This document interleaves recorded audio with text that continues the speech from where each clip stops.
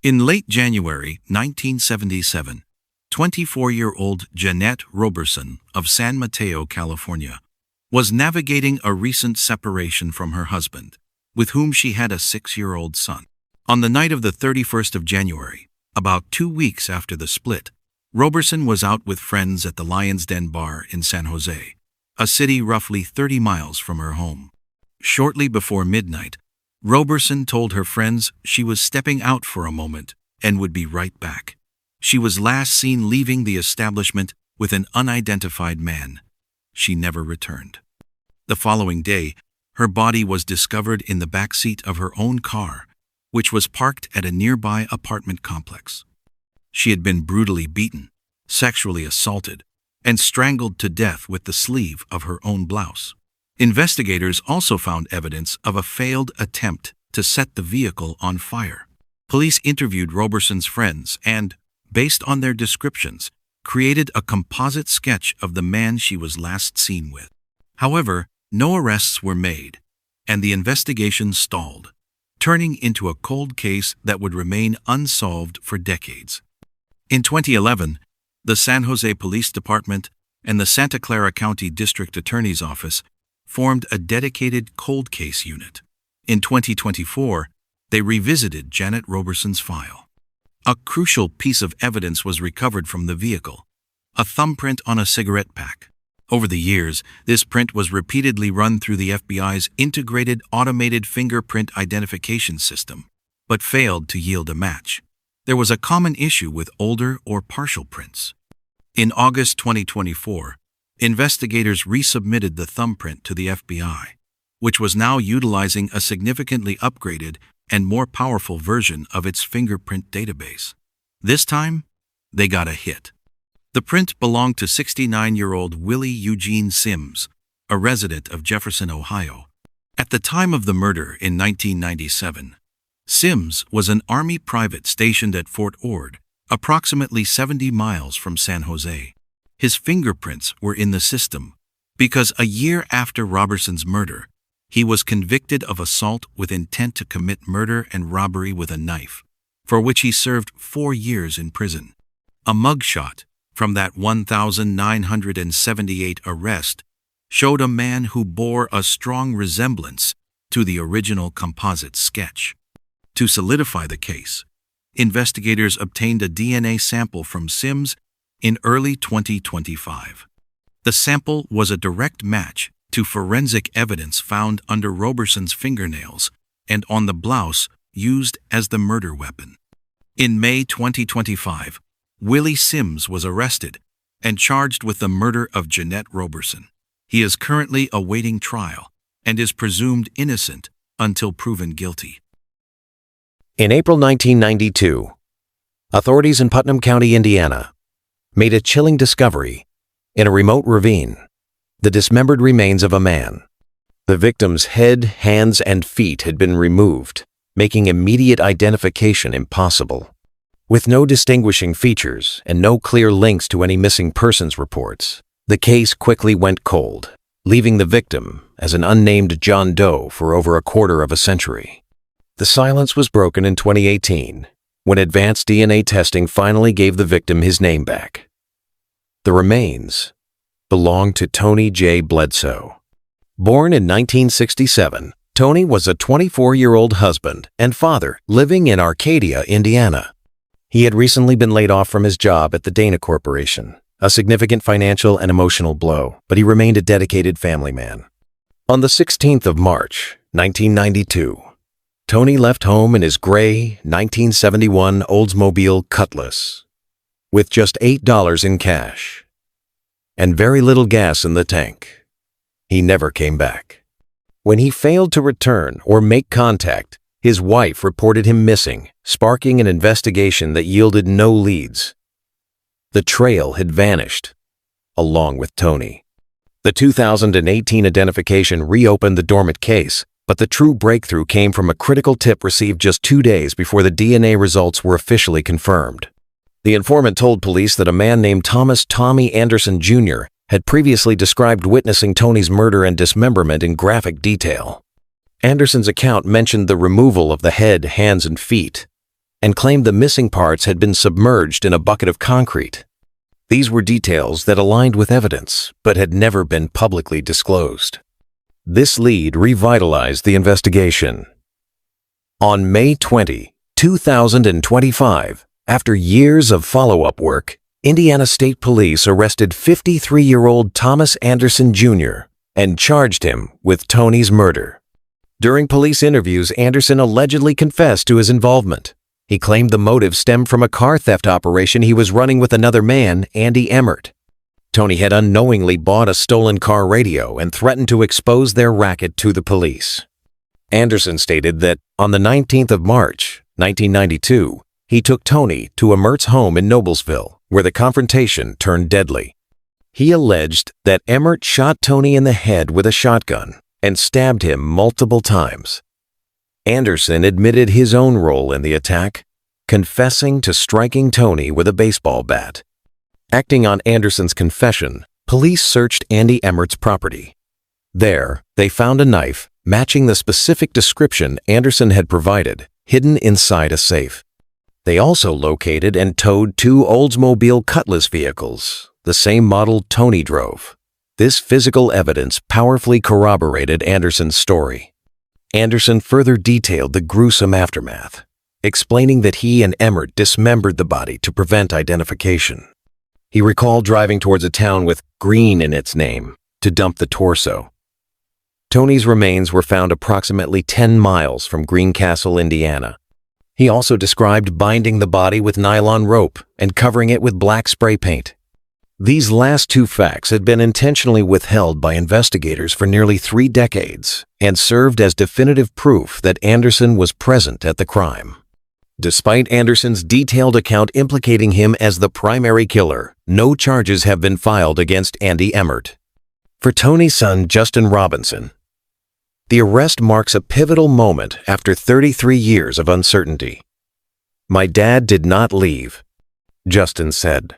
"My dad did not just leave." For the first time, justice seems within reach. On the morning of May 21, 1980, the husband of 48-year-old Katharina Brow left their mobile home in Massachusetts for work. Later that morning, Brow's daughter-in-law arrived, but couldn't get inside, prompting her to call the police for a welfare check. Upon entering the ransacked home, officers discovered Katharina Brow's body in the bedroom. She had been savagely beaten with a blunt object and stabbed over 30 times, with 5 wounds piercing her heart. The murder weapon, a small paring knife, was found in a wastebasket. Investigators concluded the motive was robbery. Brow's purse and approximately $1,800 in cash she had been saving for a trip were missing. It was rumored locally that she often carried large sums of money and kept a stash at home. The case went cold for over 2 years until police arrested 29-year-old Kenneth Waters, a neighbor with a history of trouble with the law. Waters worked as a cook at a diner Brow frequently visited. The case against Waters was built almost entirely on testimony. His ex-girlfriend, Brenda Marsh, initially denied he had confessed. However, after police threatened her with being charged as an accomplice and losing her children, she changed her story.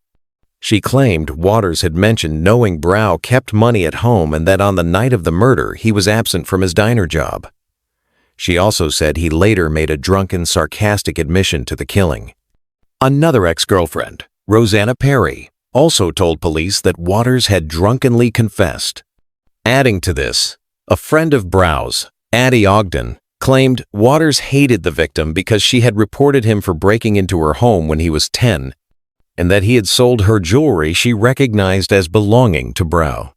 The only physical evidence linking Waters was his blood type.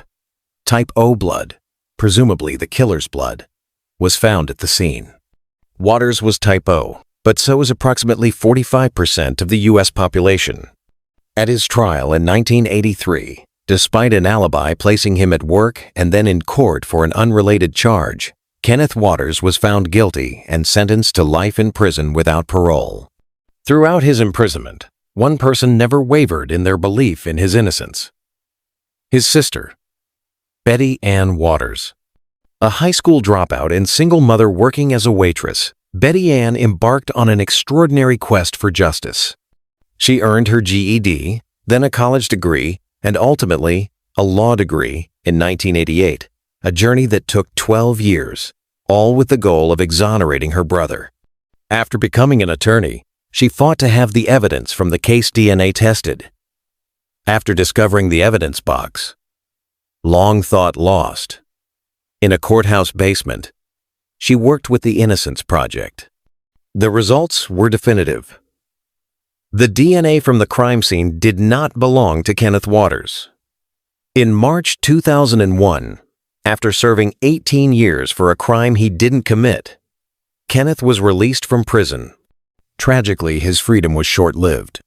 6 months later, he died from a head injury sustained in a fall. In 2022, police reopened the investigation into Katharina Brau's murder. Using genetic genealogy, the private lab Parabon Nanolabs identified the likely killer as Joseph Leo Berdow, who was 37 at the time of the crime and had a prior conviction for armed robbery. Berdow had died in 2004. In June 2025, the district attorney's office officially announced the case was solved, confirming Berdow as the killer and finding no link between him and the wrongfully convicted Kenneth Waters. Selene Figard was born on May 23, 1976, in the small French town of Besançon, a quiet community located near the border with Switzerland. She grew up in a warm and close-knit household, raised by her parents alongside her 2 brothers and 1 sister. Her father worked as a farmer, and much of Selene's childhood was spent helping him out in the fields with her siblings. At school, she was outgoing, athletic, and well-liked, often participating in sports and surrounded by friends. When she was just 14 years old, her parents took her on a trip to nearby Britain, a journey that left a lasting impression on her. That visit sparked a dream in Selene. One day, she hoped to move to the UK. Motivated by this ambition, she chose a field of study that would allow her to pursue a career in hospitality, inspired in part by a cousin who worked as a hotel manager in England. After completing high school, Selene enrolled in a local university to study accounting. She continued visiting her cousin in the UK whenever she could, strengthening her ties to the country she longed to live in. One summer, her cousin helped her secure a job at a British hotel, where she worked temporarily before returning to France. By the end of 1995, 19-year-old Selene made plans to travel back to Britain for the Christmas holidays. At the time, public transportation in France was experiencing significant delays and disruptions due to strikes. So, her parents arranged for her to ride with a family friend, a truck driver who was delivering goods to England.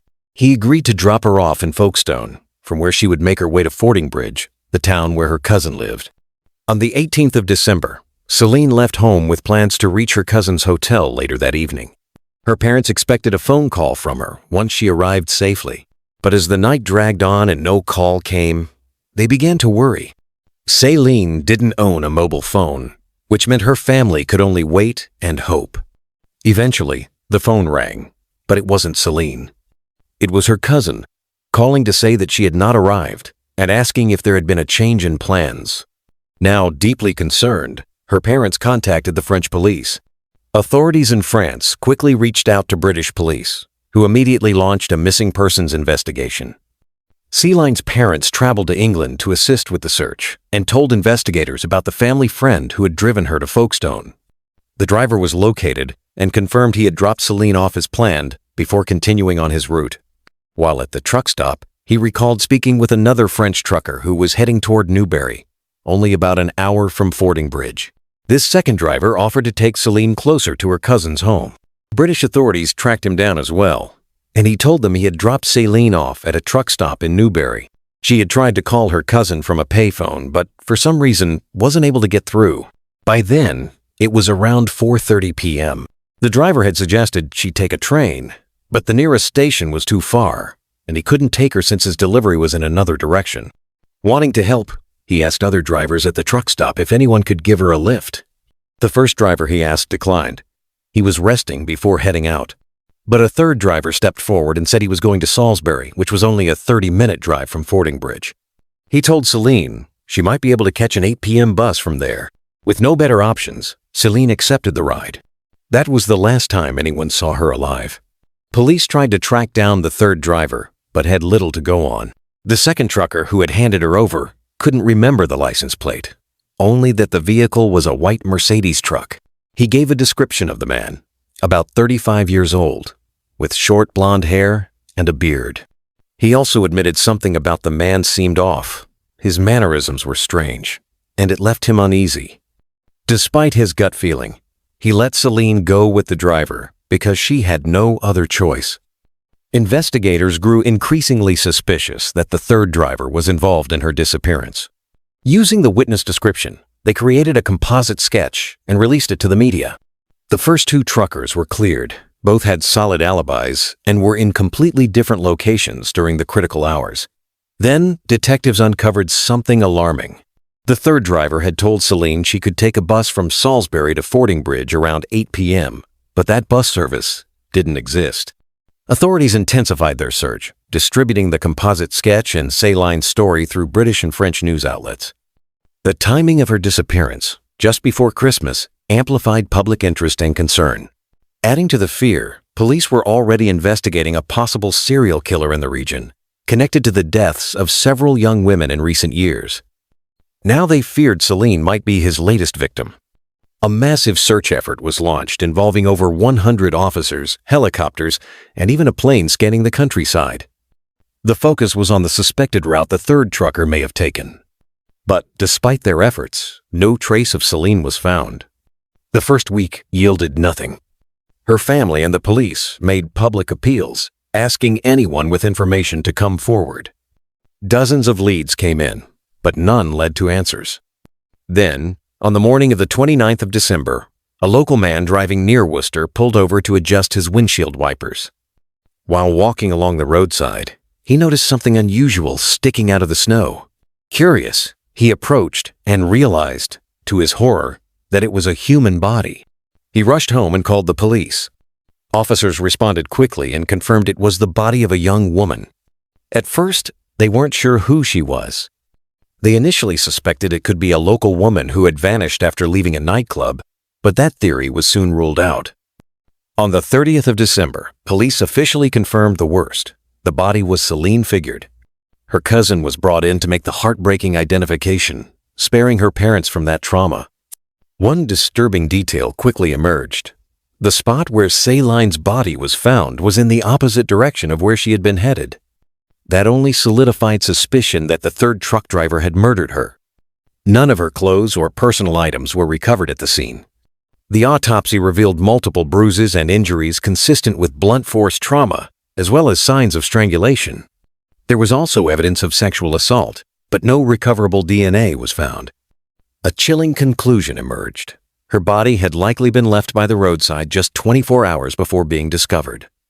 That meant Selene had been missing for 11 days, raising the disturbing possibility that the killer had kept her alive or preserved her body. The second driver had mentioned that the third truck had a refrigeration unit, possibly an industrial freezer. This led police to suspect the killer had stored her body inside his truck while continuing to make deliveries. But there were still no solid leads on who he was. Then, her parents mentioned Selene had brought 2 bottles of rare French champagne as Christmas gifts. Those bottles, along with all her belongings, were missing. Since that particular champagne wasn't available in the UK, investigators hoped it might lead to a breakthrough. They released photos of the brand to the press, asking the public if anyone had seen or received bottles like them. Sadly, that effort led nowhere. With few leads, police took a bold step. Despite having no DNA from the suspect, they launched the UK's first mass DNA screening. They focused on drivers of Mercedes trucks with refrigerated units. Over a month, more than 5,000 truck drivers were tested. Most complied, but some refused, and those men were flagged for deeper investigation. Meanwhile, the case stayed in the headlines, and tips continued to pour in from both Britain and France. Still, none brought them closer to solving the case. That changed in mid-February, when one tip finally broke the silence. A man contacted police after recognizing the sketch. It looked like a co-worker, 36-year-old truck driver Stuart William Harling. Stuart drove a white Mercedes lorry with a refrigeration unit. Detectives began looking into him. Though his criminal history included only minor offenses, his refusal to provide a DNA sample immediately raised red flags. Eventually, under pressure, Stuart gave a sample. Detectives then secured a warrant to search his truck. Inside, they found traces of blood in the sleeping area. Testing confirmed it was Selene's blood. That alone was enough for an arrest. Police also searched Stuart's garage. There, they found Selene's personal belongings, the same ones she had with her when she vanished. They noticed something strange about Stuart's tachograph, the legal device used to record driving hours.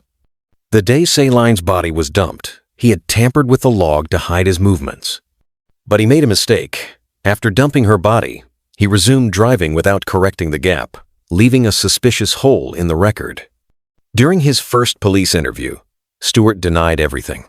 He claimed he never met Selene. But when the second driver identified him in a lineup, Stuart changed his story. Now he admitted giving her a ride and claimed they had consensual sex. As for her belongings in his garage, he said she left them behind. Investigators didn't buy it. Then a new witness came forward.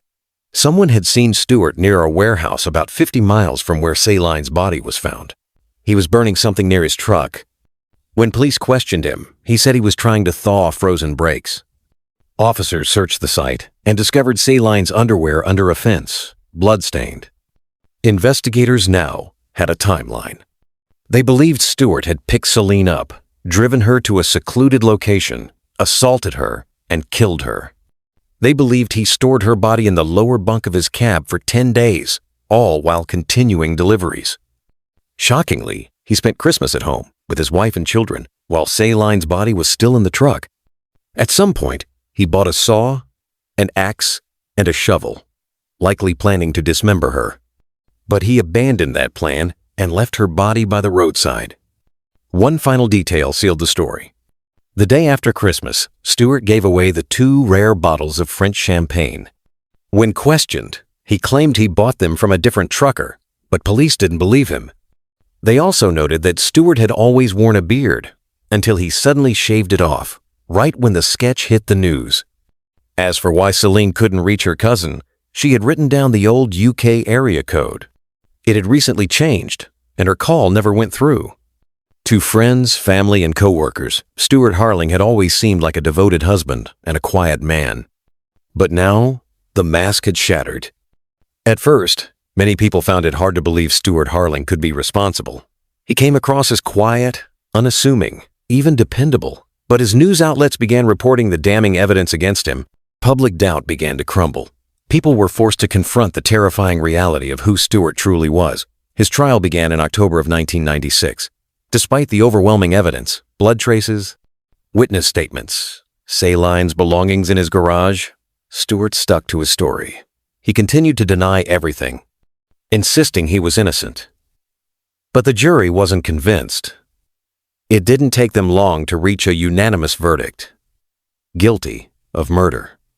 The court sentenced him to life in prison, with a minimum term of 20 years before being eligible for parole. Not long after the sentencing, Stuart tried to challenge the outcome.